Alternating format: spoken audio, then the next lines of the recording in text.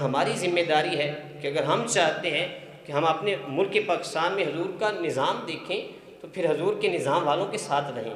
پھر ہمیں، کیونکہ ہم نے بڑی سڑکیں بنوا لی، ہم نے بڑے کھمبے لگوا لیے، بڑے ہسپتال بنوا لیے، ان کے بغیر ہم زندہ رہ سکتے ہیں، حضور کے دین کے بغیر زندہ نہیں رہ سکتے ہیں۔ اور یہ میری بات یاد رکھ لیں، کیونکہ ہم سنی ہیں تو سنیوں، حضور کے نام پر انگوٹھے چومتے ہو تو حضور کے نام پر انگوٹھا لگانا بھی سیکھ لو، حضور کے نام پر انگوٹھا لگانا بھی سیکھ لو۔ لوگ کہتے ہیں مولویوں کا کیا کام ہے سیاست میں، مولویوں کا کیا، مسجد میں کیا کام ہے سیاست کا؟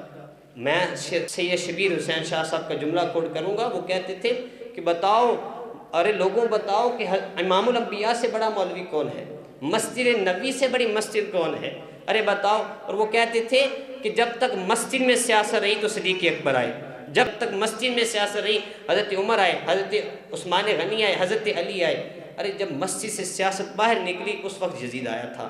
اگر آج مسجد والی سیاست ہوتی، آج حکمران مسجد والے ہوتے، تو پھر ملک شام میں مسلمان بچیوں کے جسم کو کاٹ کر غیر مسلم کباب بنا کر نہ کھا رہے ہوتے، ارے پھر آج غزہ پر فلسطین میں حملے نہ ہو رہے ہوتے۔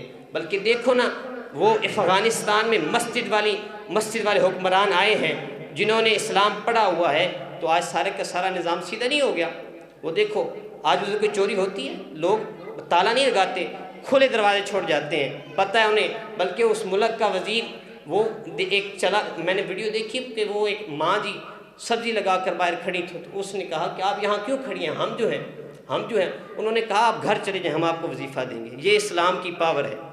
تو آپ نے بڑی سڑکیں بنوا لی ہیں، ہمیں اس کا کوئی فائدہ نہیں ہے، ہمیں فائدہ ہے تو حضور کے دین کا ہے۔ جب حضور کا دین آئے گا یہ سارے ٹیکس ختم ہو جائیں گے، کیونکہ اسلام میں کوئی ٹیکس نہیں ہے۔ تو یہ ہمیں اس بات کو سمجھنا ہوگا۔